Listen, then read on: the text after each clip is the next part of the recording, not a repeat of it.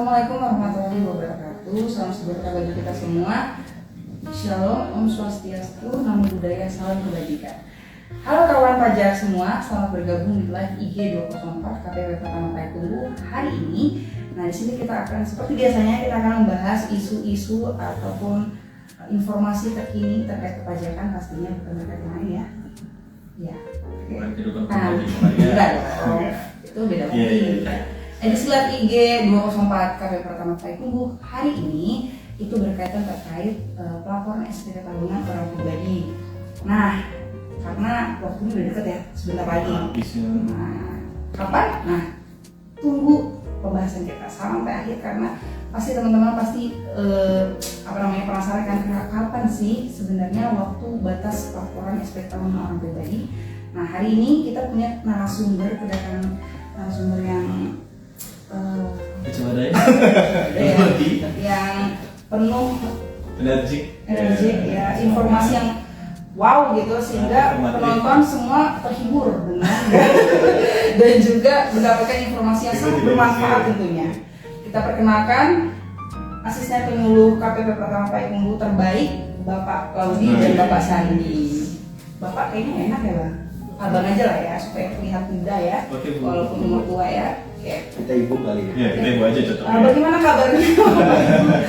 Ya, alhamdulillah sehat. Sehat. Oke. Udah gak sabar mau liburan. Oh, ya, bentar lagi ya dulu ya. Mungkin teman-teman yang lagi mudik kali lagi di perjalanan live ya. Iya. Live kita. Sembari liburan, sembari menambah ilmu ya. Betul. Oke, langsung aja ya Bang ya terkait dengan judul IG kita hari ini.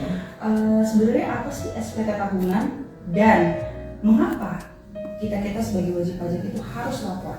Mungkin Bang Sandi bisa menjelaskan? Baiklah, mungkin sedikit kita sedikit teoritis sedikit dulu ya, Ibu Maria. Jadi kalau misalkan surat pemberitahuan dan SPT tahunan itu dua hal yang berbeda ya. SPT itu artinya surat pemberitahuan, itu ada masa dan tahunan. Nah, surat pemberitahuan itu sendiri itu adalah surat yang digunakan oleh wajib pajak untuk menyampaikan perhitungan pajaknya, pembayaran pajaknya, objek pajak yang bukan objek pajak, ya, ada penghasilan, itu salah satu objek pajak tadi. Lalu di sana juga ada harta utang gitu ya. Nah, sedangkan SPT tahunan adalah surat yang pemberitahuan ya, yang ada di yang tadi saya sebutkan. Itu terkhususnya apalagi SPT orang pribadi atau SPT badan ya, itu terkait yang maksudnya surat pemberitahuan untuk wajib pajak yang terkait tadi, untuk mengisi objek pajaknya ya, objek pajak yang tidak dapat objek pajak ya, lalu kemudian ada hartanya yang dimasukkan di sana dan kewajiban ya, kewajiban itu seperti itu untuk definisinya sendiri. Kalau misalkan dari undang-undang ya Mbak ya, undang-undang itu dijelaskan bahwa setiap wajib pajak yang memenuhi syarat subjektif dan objektif itu wajib mendaftarkan diri di kantor pajak. Nah, kalau misalkan sekarang kan sebenarnya sudah online ya, nah, apalagi di konteks sekarang. Dan sejak awal tahun 2025 seluruh NPWP orang pribadi itu kan disamakan dengan nomor NIK. Artinya kan semua orang sudah dapat NPWP dong. Nah, belum tentu enggak. Kak, apa ibu nih? Kak aja ya, Kak Maria. Karena tetap orang yang belum pernah punya NPWP itu mereka harus mendaftarkan diri atau bahasa kita-kitanya ya, kita menganggapnya itu aktivasi. Kenapa? Karena memang harus diaktifkan walaupun sudah ada NPWP-nya, itu harus diaktifkan terlebih dahulu. Nah, tadi kita kembali lagi ada memenuhi syarat objektif, subjektif, ya, harus mendaftarkan diri. Dan nanti dia itu wajib mengisi SPT, Mbak Maria, wajib pajak tadi. Wajib mengisi SPT itu dengan benar, lengkap, dan jelas, serta menandatanganinya dikirim ke kantor pajak, ya, kantor pajak atau sarana lainnya yang ditunjuk kantor pajak. Kalau misalkan dulu memang semuanya serba manual ya, Mbak Maria ya, itu pakai kertas mungkin yang dulu pernah nyobain itu isi manual ya, sampai tahun 2022 itu masih banyak, cuma sebagian besar lebih menggunakan yang simple yaitu aplikasi, yaitu sarana lainnya tadi itu termasuk yang DJP online itu Kak Maria. Jadi nggak perlu ke kantor pajak lagi, cukup melalui DJP online. Itu mungkin Kak Maria. Untuk fungsi SPT itu sendiri itu untuk apa Kak? Fungsinya fungsi SPT itu kalau misalkan untuk mungkin ada beberapa bagian ya, mungkin ada orang pribadi, lalu ada badan, lalu orang pribadi dan badan itu ada lagi tuh namanya PKP ya. Nah kalau untuk orang pribadi itu adalah sebagai untuk melaporkan kewajibannya ya, maksudnya kan setiap tahun kita pajaknya dipotong nih kemarin ya, setiap tahun pajaknya dipotong dan itu kita laporkan.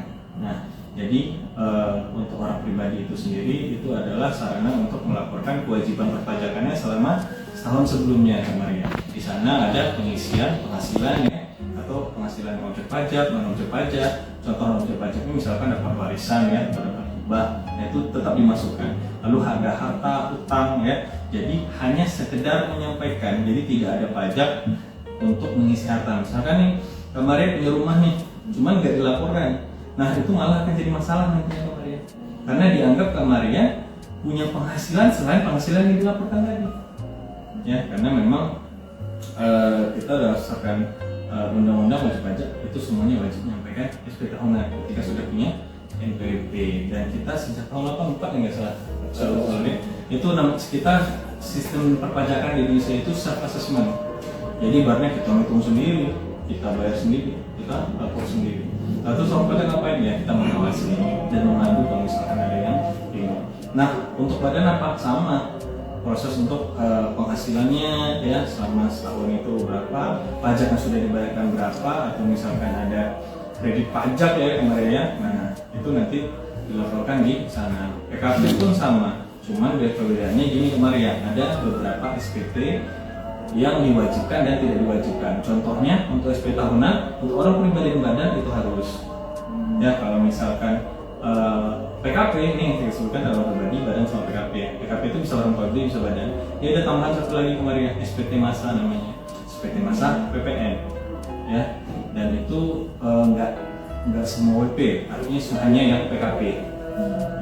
Kemudian kalau untuk badan itu ada satu lagi masa untuk SPT masa. Mungkin itulah fungsi untuk SPT itu kemarin. Mungkin yang tadi seperti yang Bang Sanis jelaskan, walaupun sistem di Indonesia itu perpajakan self assessment, tapi kejujuran dari wajib pajak sendiri diperlukan ya. Betul, karena kan kita sistemnya apalagi karyawan misalnya nih, itu kan ada pemungut ya, perusahaannya yang memungut pajaknya, dan fungsinya sebagai pemungut itu mempertanggungjawabkan pajak yang dipungut yang kemarin. Nah itu fungsi seperti bagi yang pemungutnya. Karena kan kita kembali lagi yang kemarin bermaksudkan kita sistemnya self assessment ya. Bagi wajib pajak teman-teman semuanya yang sudah menjadi wajib pajak, tanamkanlah kejujuran supaya teman-teman pajak ini nggak mencari-cari. Nah itulah ya, kayak teman-teman ini kan mengawasi, jadi teman-teman diharapkan kejujuran juga supaya semuanya bermanfaat untuk negara kita juga. Nah, lanjut nih Bang, untuk jenis pelaporan SPT orang pribadi itu sendiri itu apa aja sih? Apa cuma satu atau banyak? Oke. Untuk tahun 2024 ini ya, kita masih menggunakan form 1770 untuk yang orang pribadi. Jadi kalau untuk orang pribadi itu kita kenalnya form 1770, kemudian form 1770 S atau sederhana, sama satu lagi 1770 sangat sederhana atau SS. Jadi 3 form itu untuk yang orang pribadi. Kalau untuk teman-teman yang wajib pajak badan itu menggunakan form yang 1771. Dan semuanya dapat dilakukan secara online tuh untuk pelaporannya. Itu kemarin. Tadi ada 1770, 1770S, 1770SS. Bedanya apa? Oke, bedanya gini teman-teman pajak. Jadi kalau untuk SPT itu sebenarnya cuma satu tuh, 1770 saja. Kemudian untuk menyederhanakan dia dibikinlah 1770S dan 1770SS. Jadi sebetulnya induknya itu di 1770. Nah, 1770 itu dipergunakan untuk seluruhnya bisa mau yang karyawan, yang satu pemberi kerja, lebih dari satu pemberi kerja, semuanya bisa menggunakan 1770 biasa. Cuman kan kalau untuk kesederhanaan bisa tuh mereka pakai MS sama SS.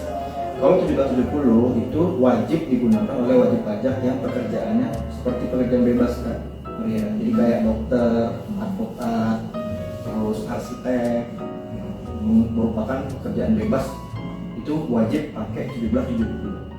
Kemudian untuk teman-teman yang pengusaha itu penggunaan 1770, baik yang menyelenggarakan pembukuan maupun menggunakan pencatatan dengan menggunakan norma penghitungan penghasilan itu. Jadi dia wajib nih kamarnya, nggak bisa ditawar-tawar pakai yang S sama yang SS untuk teman-teman yang seperti tadi. Kemudian ada yang sederhana tadi 1770S, itu dipergunakan untuk teman-teman yang pekerjaannya sebagai karyawan.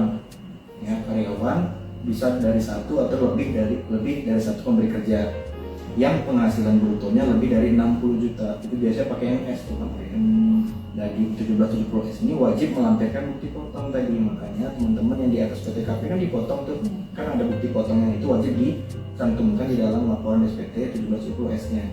Kemudian terakhir untuk teman-teman yang penghasilan brutonya masih di bawah PTKP ataupun yang masih di bawah 60 juta dan pemberi kerjanya cuma satu tempat nih, penghasilan di bawah 60, dia menggunakan form yang 1770SS dan tidak ada penghasilan lain selain contohnya bunga bank atau bunga koperasi. Jadi kalau ada penghasilan selain bunga bank dan koperasi dan selain penghasilan tetap dia tadi, misalnya dia dapat dividen untuk dapat bagi hasil saham, itu harus pakai form yang memuat penghasilan itu bisa diinput di dalam itu. Untuk 1770SS dia nggak bisa diinput. Jadi sepanjang dia masih penghasilannya cuman di luar penghasilan final itu cuman bunga bank dan bunga koperasi, dia bisa pakai yang 1770SS. Oke.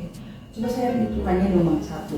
Ini mungkin banyak juga yang dialami apalagi sejak COVID ya, semua beralih ke sosial media nih. Pertanyaan nih Bang. Jadi mungkin ada di antara dari teman-teman wajib pajak yang nonton ini kita mungkin pekerjaannya sebagai karyawan ataupun pegawai, tapi dia juga main di sosmed nih Bang, dapat penghasilan dari influencer lah ya. Ya, influencer. Kira-kira dia masuknya menggunakan 1770, 1770SS atau 1770S? 1770. 1770 Karena dia kan ada penghasilan selain yang saya sebutkan tadi kan.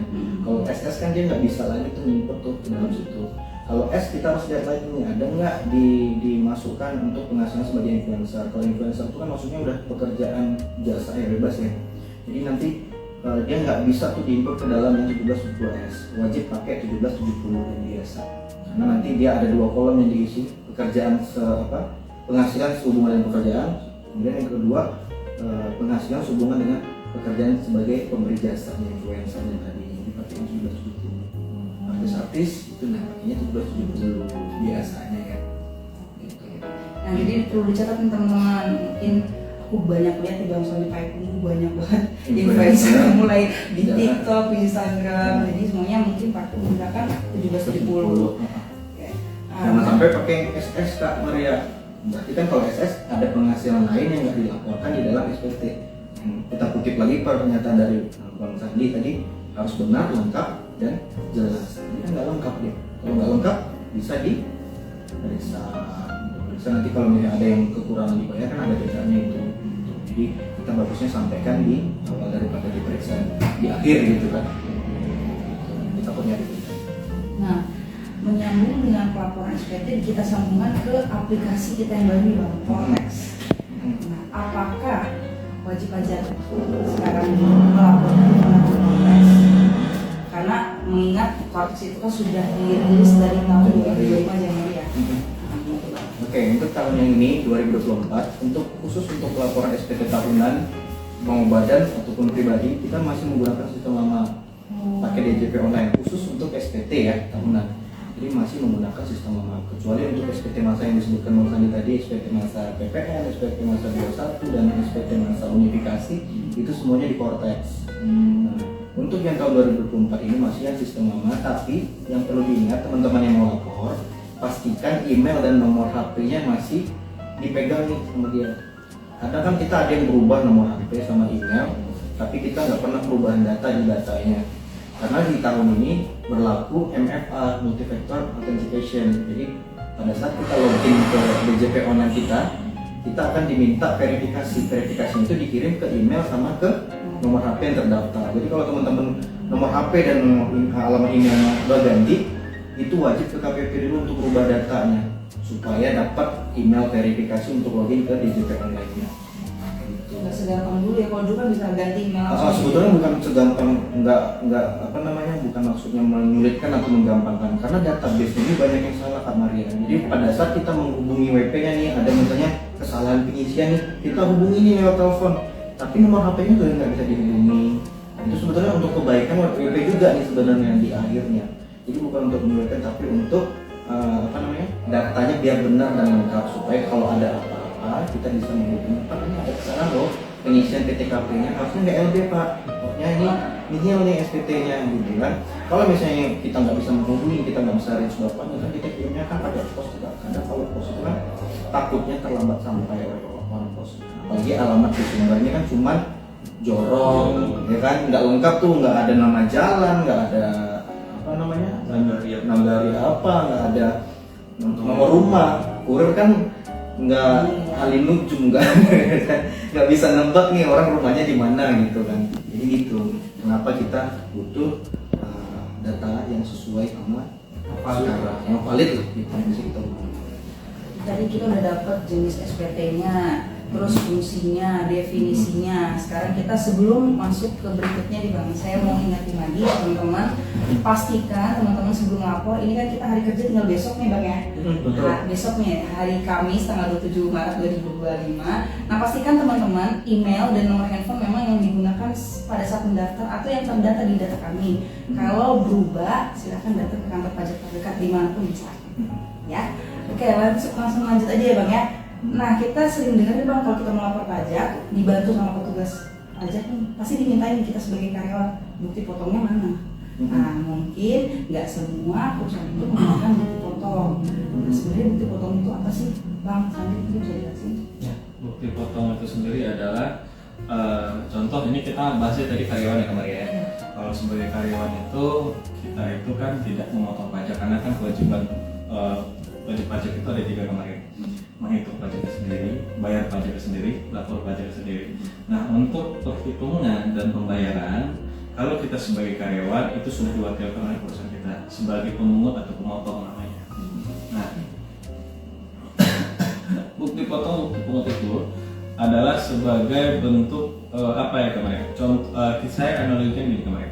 Kalau misalkan kemarin belanja nih di supermarket, di minimarket atau di mana, itu kan ada tulisannya ya, kalau misalkan tidak termasuk barang gratis. Nah iya ya. Nah sama seperti yang bukti potong, bahwa itu bukti pajak itu benar-benar sudah dipotong atau sudah dibayarkan oleh perusahaan tersebut. Karena ibarat kata, wah kalau misalkan teman-teman karyawan ya, itu di slip gajinya kan ada pemotongan pajak sekian. Itu benar apa enggak mana? Ya dari bukti potong tadi. Dari bukti potong tadilah dasar kita atau sebagai bukti untuk kita. Namanya bukti potong. Bukti bahwa kita sudah dipotong oleh perusahaan pemungut atau pemotong tadi. Nah kemudian juga salah satunya sebagai syarat untuk melaporkan SPT tahunan. Yang kemarin bilang tadi diminta ya, bahwa nanti selama per bulan itu ada potongannya, dan di setahunnya pun ada buktinya juga, ada rekapan setahun pemotongannya berapa. Nah kemudian dari sana itulah dasar kita menyebut SPT tadi kabar ya. SPT ini kan ada 170, 70S, SS, ada sederhana. Karena yang seperti kalau disampaikan, SPT itu semuanya sama, 170. Cuman karena itu lumayan panjang dan banyak halamannya, dibuatlah SS, S dulu, sederhana. Sederhana siapa? Untuk karyawan. Ya, untuk karyawan yang punya penghasilan dari satu pemberi kerja atau bisa dari 2 pemberi kerja juga, dan ada penghasilan final lainnya gitu ya. Lalu ada SS, sangat sederhana. Artinya disederhanakan lagi nih, dari yang sederhana disederhanakan lagi, sangat sederhana. Jadi itu kalau misalkan dari lembaran SPT manual itu cuma 1 lembar kamar ya, penghasilannya berapa, pemotongannya berapa, pajaknya berapa kalau ada, terus udah gitu aja. Biasanya kalau dengan SS kita tidak perlu meminta bukti potong. Kenapa? Karena tidak ada pajaknya di sana. Nah untuk teman-teman yang karyawan ada pemotong pajak itu sebagai syarat wajib, karena kita kan nggak tahu dipotong perusahaannya berapa. Ya kita juga nggak bisa ngecek secara langsung, itu ada lagi petugas khusus untuk mengecek itu. Jadi kita yang di depan untuk mencari itu kan habis waktu kemarin ya. Jadi panjang memang harus itu sebagai dasar untuk melaporkan ke dalam SPT, karena kan kita nggak mungkin ngisi asal-asalan, harus ada dasarnya gitu ya. Seperti akuntansi aja, kalau bikin jurnal harus ada bukti transaksi kemarin. sama seperti apa namanya bukti potongnya tadi. Nah kemudian juga sebagai meyakinkan bahwa ini benar dipotong nggak sama perusahaan atau enggak. Yang seperti disampaikan tadi, kalau misalkan tidak terima stroke boleh gratis gitu kan. Nah sama bukti potong juga harus berguna untuk hal yang seperti itu. Lalu satu lagi ke Maria, kalau misalkan tadi kan saya sempat sampaikan ada 2 pemberi kerja. Nah bukti potong ini sebagai kredit pajak namanya Kak Maria. Nah jadi kalau misalkan ini ada pegawai nih, dia freelance di perusahaan ini anggaplah ada 2 perusahaan di Kak Maria. Masing-masing dia punya penghasilan 100 juta, 100 juta. Dan masing-masing perusahaan itu mengurangi PTKP namanya Kak Maria. Kita masing-masing dapat PTKP, orang pribadi belum menikah, belum punya tanggungan itu 54 juta. Perusahaan A motong 54 juta, perusahaan B motong 54 juta. Artinya kita dipotong 108 juta kemarin. Harusnya hak kita cuma 54. Nah, dari 2 bukti potong tadi itu pasti terjadi kurang bayar. Misalkan potongan A itu 5 juta, potongan B 5 juta. Ternyata kita hitung potongan kita 15 juta. Nah, bukti potong tadi berguna sebagai kredit pajak tadi kemarin. Jadi 15 juta artinya 5 juta, sisa 5 juta lagi. Lalu ada juga bukti potong bukan hanya 21 kemarin, ada unifikasi, ada 22, ada 23 ya. Nah itu juga bisa dihitung sebagai kredit pajak. Kredit pajak ini apa? Misalkan pajak kita tadi saya sampaikan ada 15 juta. Bukti potong perusahaan tadi ada 5 juta, satu lagi ada 5 juta. Sisa 5 juta yang kita bayarkan kemarin. Ternyata kita ada transaksi nih, dalam contoh ya paling gampang itu instansi pemerintah ada pegawai. Itu kita bisa masukkan sebagai kredit pajak kita. Harusnya kita bayar 5 juta karena ada kredit pajak tadi, misalkan anggap 1 juta, sisa 4 juta lagi. 4 juta tadi lah yang kan kita bayarkan untuk kekurangan pajak atas penghasilan kita kemarin. Ya, coba teman-teman di inu-inu kan misalnya. Itu sedikit banyak, tapi sebenarnya nggak sesulit yang kita bayangkan. Sebenarnya pas waktu kita nanti pasti Gampangnya kayaknya kemarin dapat bukti potong, datang kantor pajak, Pak saya mau bantu lapor SPK atau pandu saya. Karena memang kewajibannya itu sebenarnya akan dekat ke orang pribadi. Aku udah banyak sekarang kemarin di YouTube, di media sosial bagaimana cara lapor SPK tahunan. Tuh lebih gampang lagi di YouTube-nya. Ada direktur pajak. Oh ada tuh teman-teman. Silakan dicek aja di YouTube-nya di pajak ya. Oke, tadi kita udah dibahas panjang nih sama Bang Sandi. Sekarang lapornya gimana Bang? Cara lapornya? Karyawan ya. Tadi kan disampaikan sama Bang Sandi itu pemberi kerja kan wajib mengeluarkan bukti potong ya kan. Cuman kalau secara ketentuan kan harusnya dikeluarkan itu paling lambat tanggal 31 Januari gitu. Dikeluarkan sama pemberi kerja, entah itu instansi pemerintah, entah itu perusahaan. Setelah dikeluarkan bukti potong tadi, karyawan melaporkan SPT-nya sesuai dengan bukti potong yang dikeluarkan oleh perusahaan. Ini garis bawah untuk karyawan yang punya satu pemberi kerja saja ya.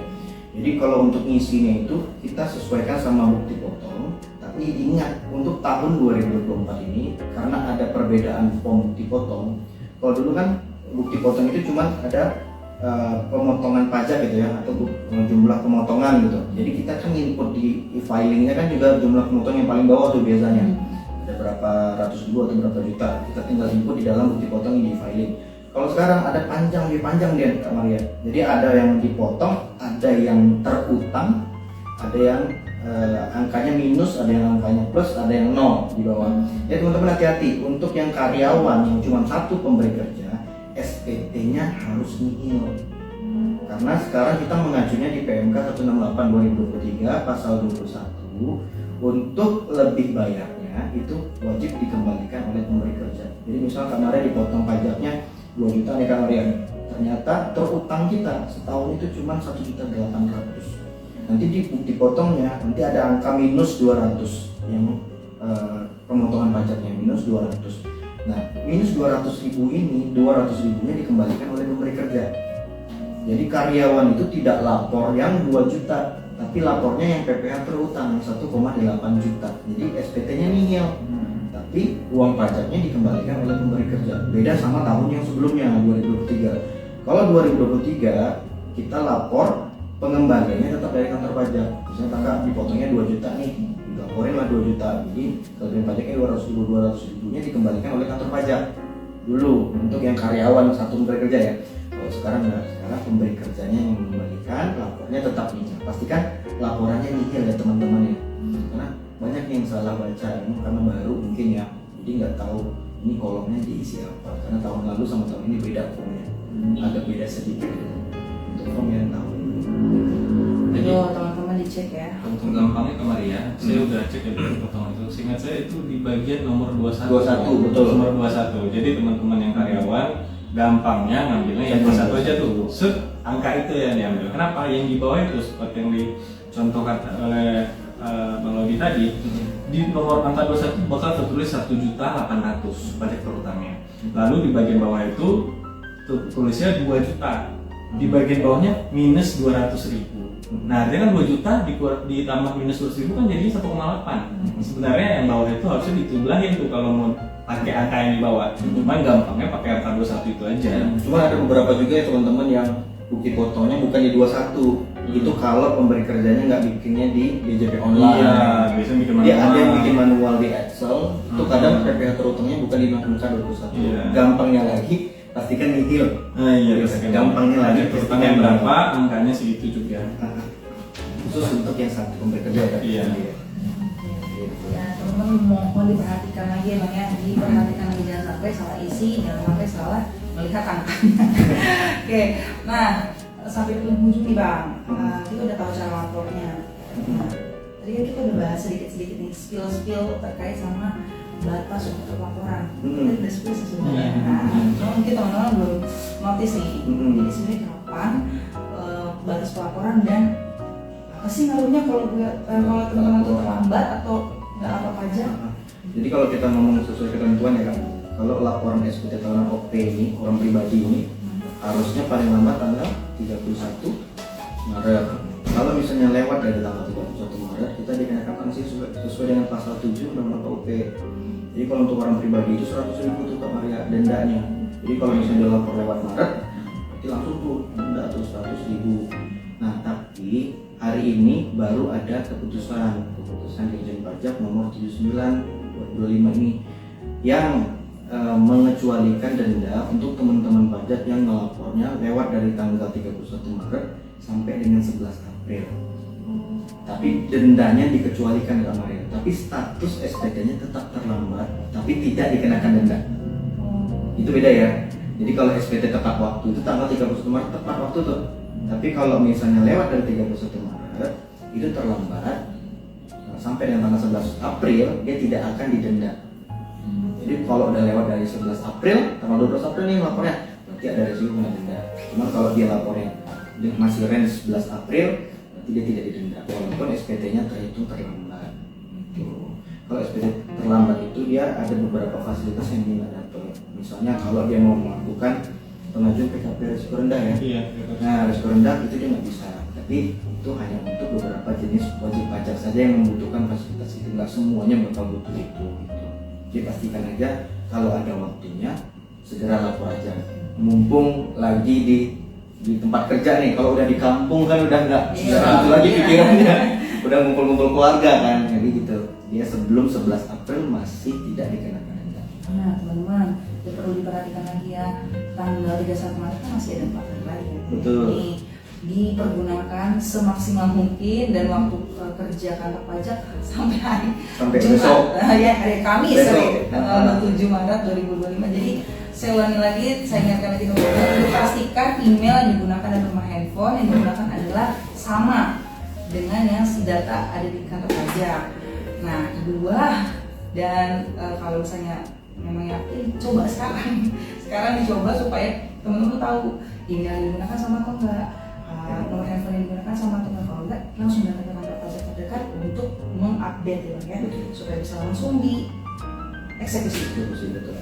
Oke, jadi Bang, terakhir nih Bang, siapa yang bisa ditanya kalau mau konsultasi oleh wajib pajak mengenai cara pelaksanaan kewajiban perpajakannya? Oke, kalau untuk konsultasi sebetulnya semua pegawai pajak bisa untuk lapor SPT tahunan ya. Cuman kalau misalnya ingin yang lebih komprehensif dan detail itu bisa ke AR-nya atau representatif atau langsung ke Helpdesk juga boleh sama penyuluh pajak. Gitu Tentunya sama Bang. Ya bisa kita lagi. Oke. Tapi jangan datang hari Jumat ya kita. Kan udah libur. Nanti bukanya lagi tanggal 8 Ya. April. Hari Selasa. 9. 8, 9 sih? Hari Selasa. Oke. Hari Selasa. Mungkin saya kasih closing statement adalah, jadi intinya mungkin dirinci sedikit untuk SPT tahunan orang pribadi itu ada 3, ada 1770, 1770S dan 1770SS. Yang 1770 untuk pekerja bebas dan yang mungkin penghasilannya lebih dari belum bekerja. Dan Usaha 1, karyawan 1 mungkin. Yang kedua 1770S yang penghasilannya lebih dari 60 juta setahun, dan 1770SS yang di bawah 60 juta setahun.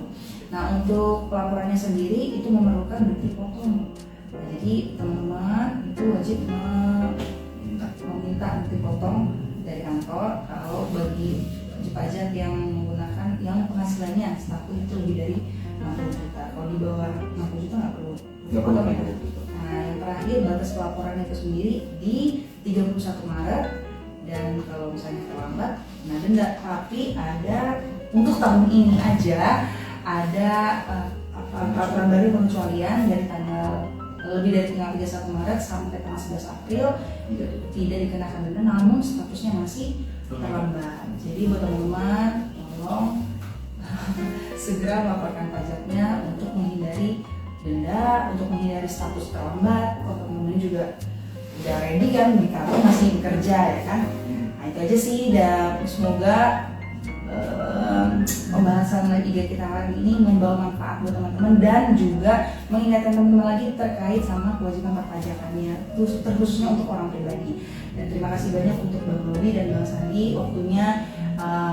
Materi hari ini sangat-sangat bermanfaat dan pastinya juga membantu teman-teman untuk mengingat kembali kewajiban perpajakannya dan langsung mengeksekusi hari ini dan paling lambat besok laporan tersebut. Terima kasih, salam sejahtera buat teman-teman semuanya. Wassalamualaikum warahmatullahi wabarakatuh. Sampai ketemu di lagi guys selanjutnya. Bye bye.